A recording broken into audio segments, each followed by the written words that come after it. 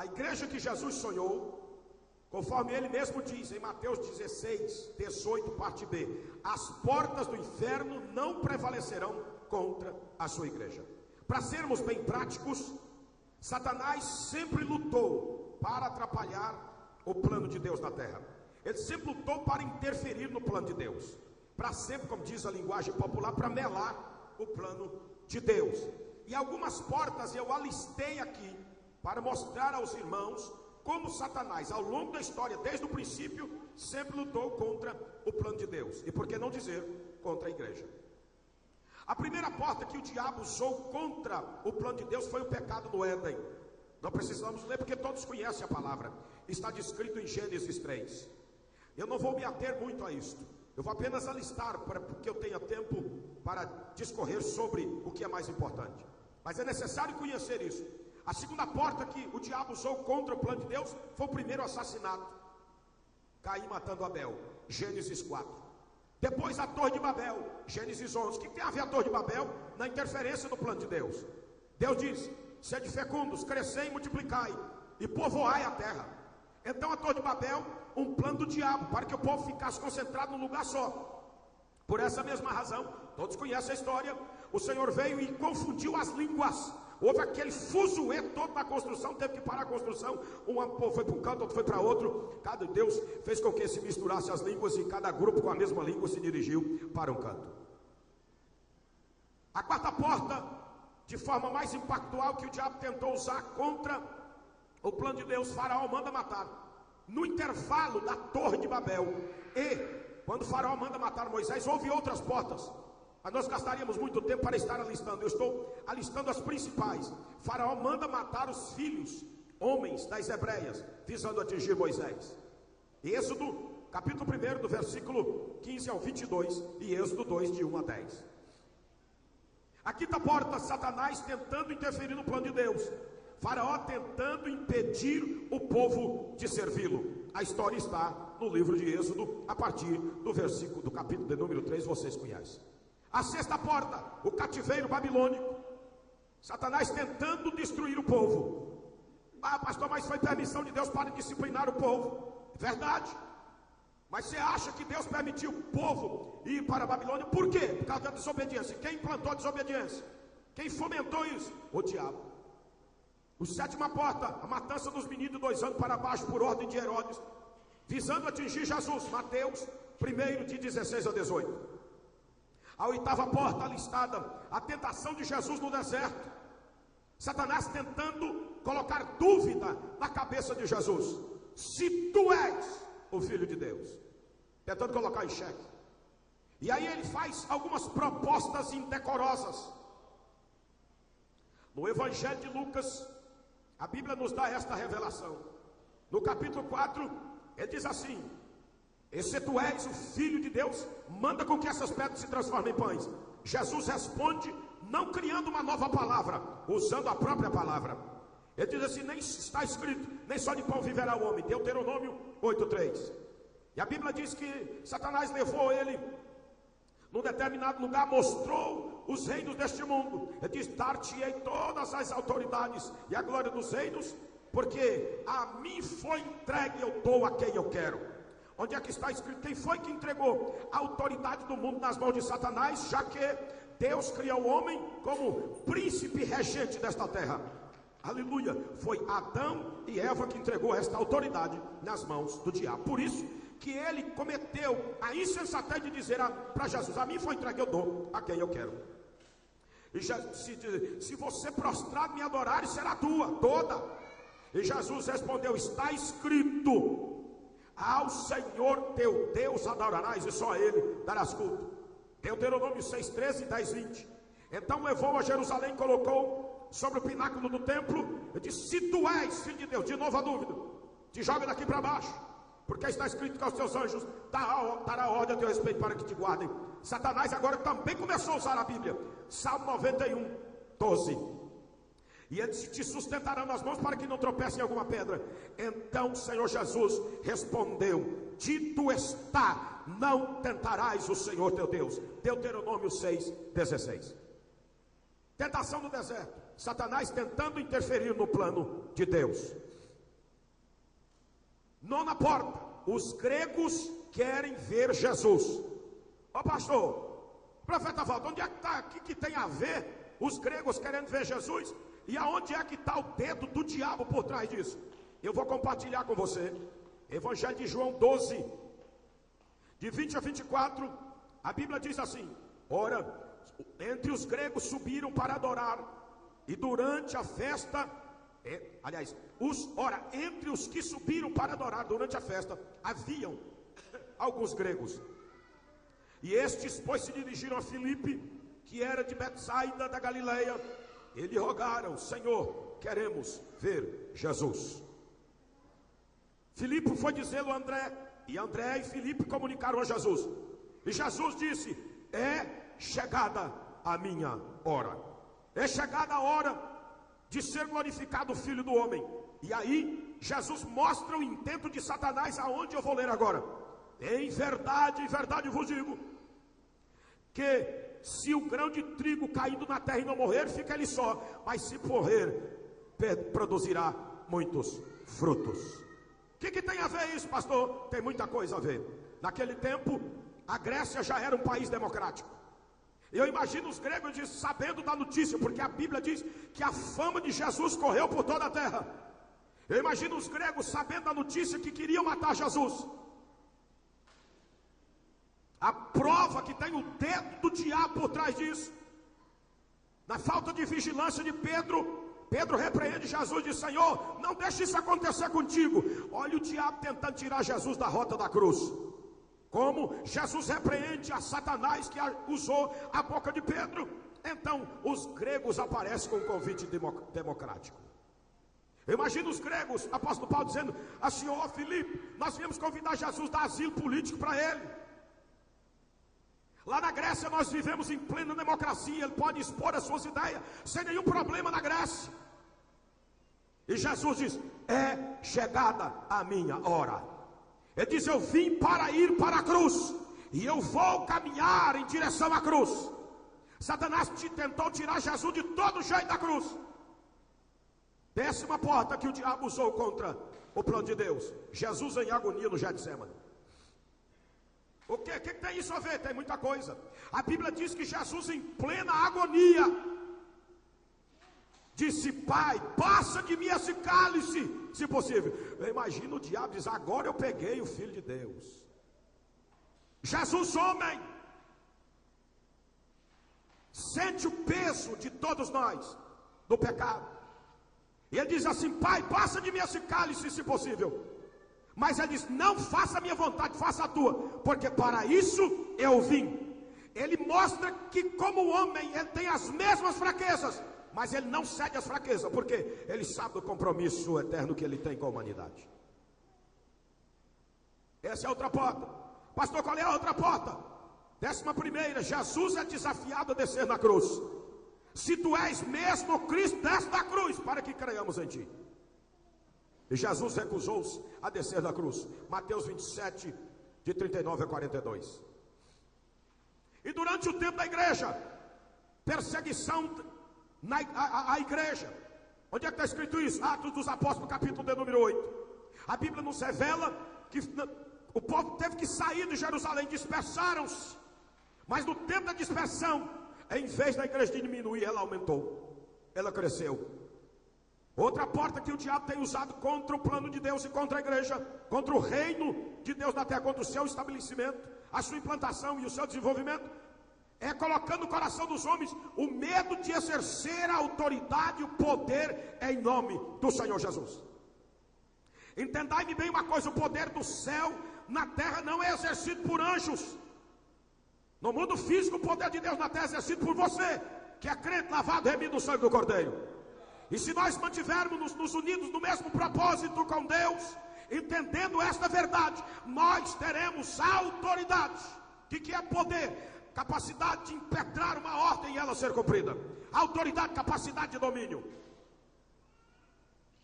O Senhor Jesus diz: eu vos dei autoridade e poder para pisar serpentes e escorpiões. Poder, autoridade, capacidade de domínio. Eu vos dei poder para pisar serpentes e escorpiões e dominar toda a força do inimigo, a autoridade, o domínio da força do inimigo, a autoridade. Pisar serpentes e escorpiões, vencer o adversário, os adversários, poder. Quem é que financia esse poder e esta autoridade para nós? O Senhor Jesus.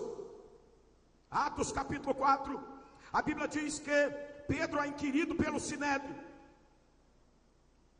Com que autoridade vocês estão fazendo isso? E Pedro, cheio do Espírito Santo, do pé à cabeça, ele diz: em nome de Jesus Cristo, a quem vocês crucificaram, Deus o ressuscitou dos mortos. É em nome desse que este está curado. É em nome de Jesus que este está curado. A outra porta, e hoje eu vou me ater um pouquinho à questão do medo de exercer poder e autoridade. Hoje você vê igrejas falando de libertação. Conhecereis a verdade e a verdade vos libertará. De quê? De tudo, irmãos. Um dia desse, numa reunião de obreiros acolá, eu perguntei para alguns pastores: quantos dos senhores têm coragem de repreender o demônio da possessão? Uma pessoa que está possessa na igreja, quantos têm coragem de repreender? Todos ergueram a mão. Eu digo: por que vocês não têm a mesma coragem para repreender a enfermidade? O que está por trás da enfermidade são demônios. Ainda que eu contraia uma enfermidade por descuido meu, a raiz dessa enfermidade não nasceu no céu, nasceu no inferno, das mãos do diabo. Nós precisamos perder esse medo.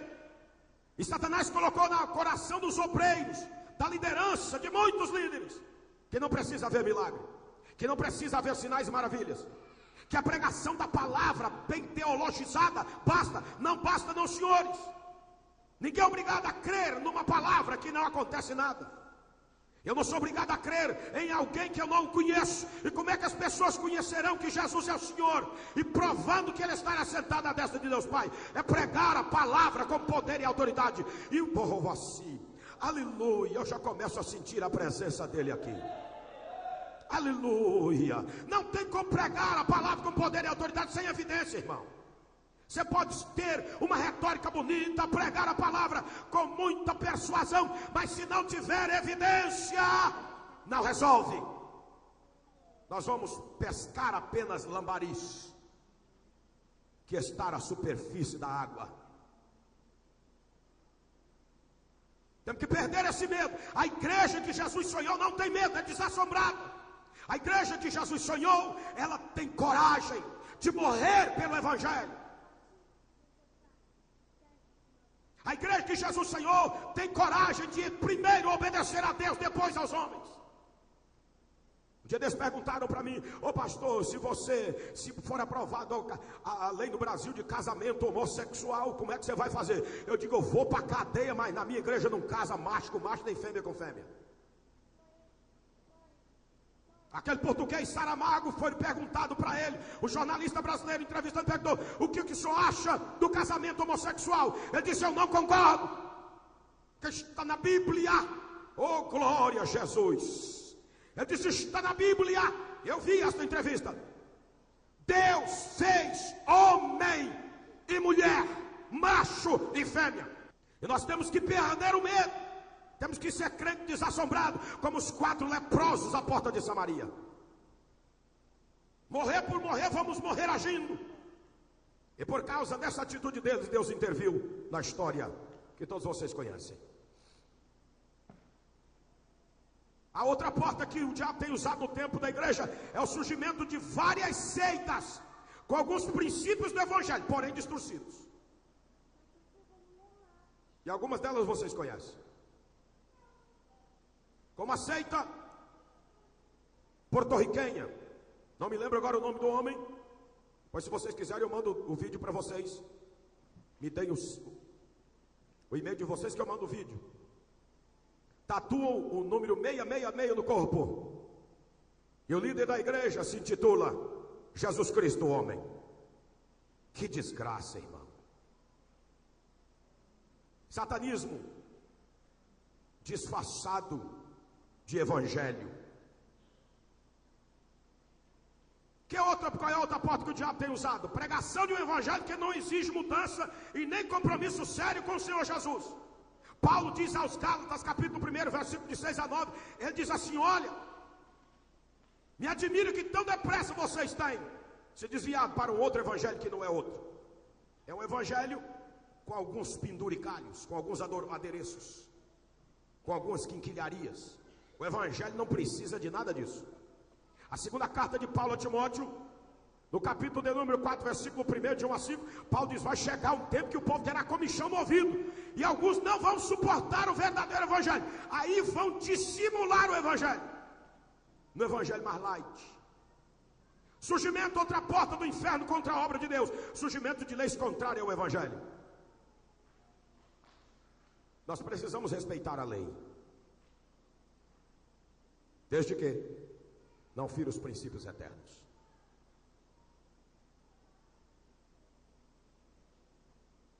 E a igreja do Brasil está precisando passar por algumas tribulaçõezinhas. Pastor, você é doido? Não, é verdade.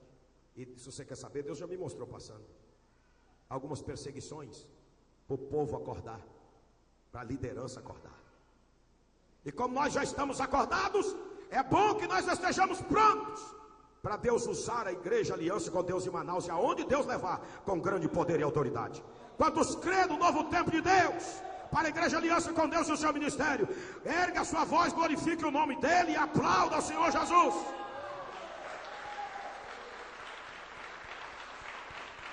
Aleluia, aleluia. Questões culturais. Nos nossos seminários tratamos de uma matéria de evangelismo transcultural, e quando saímos cheios do Espírito Santo, até o tutano aqui, apóstolo Paulo, quando muitos desembarcam nos aeroportos de outros países, fica como geladeira, se tornam refém da cultura daqueles países. Ei, toda cultura popular tem uma conexão direta com o inferno. Me aponte uma que não tem. O boi bumbá tem conexão com o inferno ou não tem? Carnaval tem conexão com o inferno ou não tem? E é cultura. Então a grande maioria dos obreiros lá na Europa, na América, ficaram refém daquelas culturas. E nós não podemos, nós temos que respeitar as culturas, mas não nos tornar refém delas. Se não me pegar no meu pé e não pisar no meu calo, não me perguntar nada a respeito de carnaval, a respeito de boi bumbá, eu fico com o meu bico calado. Mas se me perguntar, vai escutar, gostando ou não. Porque eu estou fundamentado na palavra do Senhor. A outra questão que é a porta do inferno contra a igreja, contra o reino de Deus na terra, é a questão de pouco investimento na obra de evangelização. O que interessa para Deus? Multiplicidade de templos ou vidas. E o Senhor disse para mim assim: olha para a tua mão, quantos dedos tem? Eu disse 10. Ele diz: enquanto tu priorizares na escala de 1 a 10 vidas, o seu ministério crescerá sobremaneira. No dia que tu deixar outras coisas que não são vidas tomar o lugar das vidas e competir com as vidas, eu travo o seu ministério. Eu disse: Jesus, antes do Senhor travar, me mata e me leva, que é muito melhor. Eu não quero ser empecilho na tua obra de jeito nenhum. Pouco investimento. Pregar o evangelho com motivação correta. Não vou ler o texto, mas em Filipenses de 1, capítulo 1, de 15 a 18, Paulo fala das motivações: inveja, porfia, contenda. Mas qual é a verdadeira motivação? Pregar o evangelho com compaixão das vidas. Evangelho de Mateus, capítulo de número 14, na primeira multiplicação dos pães, a Bíblia diz que o Senhor desembarcou do barco e viu ali uma grande multidão e teve íntima compaixão por ela. Pregou a palavra e curou seus enfermos. Vamos descobrir os desafios da igreja para o nosso tempo. O que fazer para que as portas do inferno não prevaleçam sobre nós como igreja e sobre nós como crentes individuais.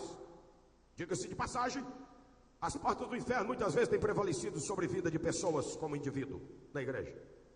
A igreja como organismo de Deus, ela é sempre vencedora, mas parcela da igreja está travada pelos mecanismos sorrateiros do diabo.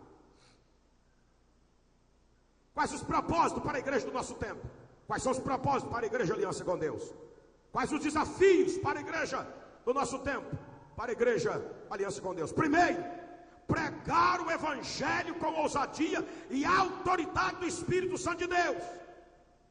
Com o que, pastor? Sinais e maravilhas para alcançar multidões para o Senhor Jesus.